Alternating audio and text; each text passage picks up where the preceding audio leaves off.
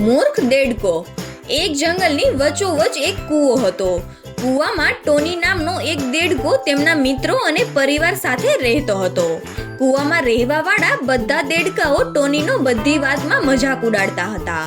મજાક ઉડાડતા દેડકાઓમાંથી એક બોલ્યો, શું થયું ટોની, આજ તો તું કંઈ બોલતો નથી, બહુ સિરિયસ દેખાય છે। બીજો દેડકો હસીને બોલ્યો, લાગે છે કે ટોનીએ મોઢામાં દહીં જમાવી રાખ્યું છે। બધા દેડકાઓ ટોનીનો મજાક ઉડાડે છે અને જોર જોરથી હસવા લાગે છે। પછી બધા દેડકાઓ હસતા હસતા બોલ્યા, અરે થોડીક દહીં અમને પણ આપી દેજે। ટોની બોલ્યો, એક દિવસ હું તમને બધાને જોઈ લઈશ। ટોની વિચારે છે કે આ બધાને સબક શીખવવા માટે મારે કંઈક તો કરવું જ પડશે।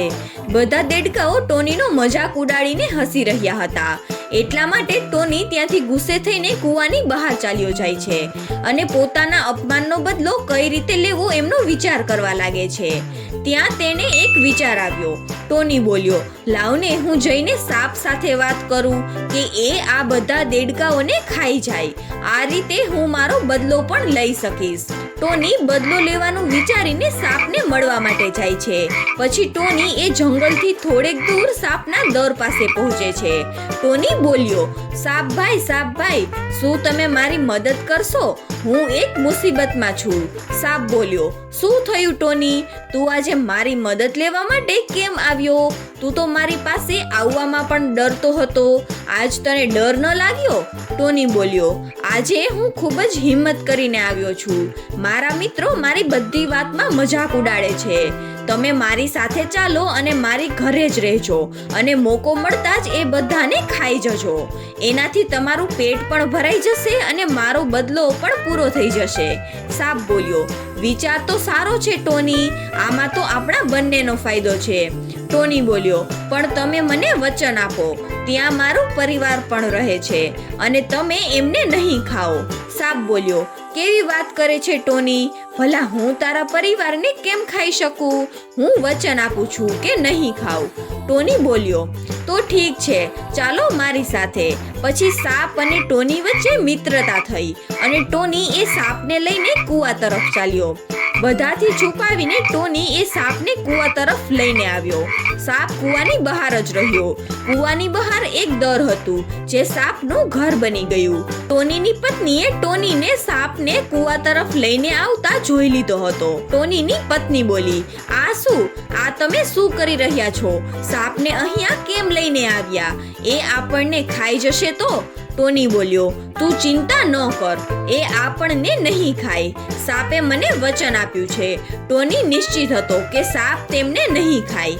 બીજા દિવસે બધા દેડકાઓ રમવા માટે કૂવાની બહાર આવ્યા અને ટોની એ સાપના દરની પાસે ગયો અને કહેવા લાગ્યો, સાપભાઈ, જોવો બધા દેડકાઓ કૂવાની બહાર આવી ગયા છે, હવે તમે એ બધાને ખાઈ જાઓ। સાપને જોઈને ટોનીના મિત્રો બોલ્યા, આ તે શું કર્યું ટોની, બદલો લેવા માટે તું સાપને બોલાવીને આવ્યો? ટોની બોલ્યો, હજી ઉડાડો મારો મજાક, હવે મજા આવશે। સાપભાઈ, આને પણ ખાઈ જજો। આ રીતે સાપ બધા દેડકાઓને ખાઈ ગયો અને પછી એ પોતાના દરમાં ચાલ્યો ગયો। ટોની હવે ખુશ હતો। બીજે દિવસે ટોની તેમની પત્ની અને છોકરા સાથે કૂવાની બહાર આવ્યો અને તે બધા જંગલ તરફ ચાલ્યા ગયા। ટોનીનો છોકરો પાછળ રહી ગયો અને ત્યાં જ કૂવાની બહાર રમવા લાગ્યો। સાપ એના દરમાંથી બહાર આવ્યો અને ટોનીના છોકરાને ખાઈ ગયો। પછી ટોની જ્યારે જંગલમાંથી ઘરે પાછો આવ્યો ત્યારે જોયું તો તેમની પત્ની રડી રહી હતી। ટોનીની પત્ની બોલી, એ સાપ આપણા છોકરાને ખાઈ ગયો। મેં તમને કહ્યું હતું ને કે સાપને અહીંયા ન લાવો, જોયું ને, એ આપણા છોકરાને ખાઈ ગયો।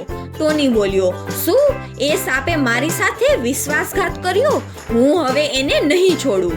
પછી જ્યારે થોડીક વાર પછી સાપ તેના દરમાંથી બહાર આવ્યો ત્યારે તેમણે ટોનીને કહ્યું, ટોની, હવે હું શું ખાઉં? બધા દેડકાઓ તો હું ખાઈ ગયો છું, હવે અહીંયા તો તું જ ખાલી બચ્યો છે। તે કહ્યું હતું કે તું મારા માટે ખાવાની વ્યવસ્થા કરીશ, હવે હું તને ખાઈ જઈશ। ટોનીએ કહ્યું, હા બરાબર કહ્યું તે. હવે ખાલી હું જ બચ્યો છું. તે મને ખાઈ લીધો તો તારા માટે ખાવા માટે કંઈ પણ નહીં વધે. એના કરતા હું બાજુના તળાવ ઉપર જઈને બીજા દેડકાઓને બોલાવીને આવું છું. તું એ બધાને ખાઈ જાજે અને પછી છેલ્લે મને પણ ખાઈ જાજે, એટલે તું ભૂખ્યો નહીં રહે. સાપ બોલ્યો, હા આ બરાબર રહેશે. તું જા અને તેમને લઈને આવ. ટોની તેમની પત્નીને લઈને કૂવાથી દૂર ચાલ્યો ગયો અને સાપ તેમની રાહ જોવા લાગ્યો.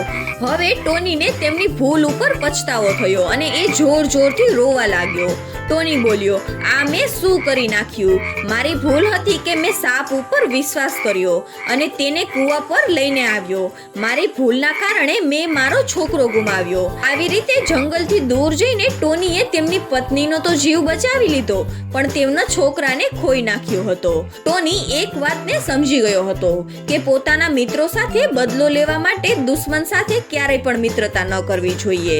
દુશ્મન મોકો જોઈને ગમે ત્યારે તેમના પર હાવી થઈ શકે છે. તો બાળ મિત્રો, આ વાર્તા પરથી શીખવા મળે છે કે આપણે દુશ્મન સાથે ક્યારેય પણ મિત્રતા ન કરવી જોઈએ, નહીતર ટોનીની જેમ પછતાવાનો વારો આવે છે.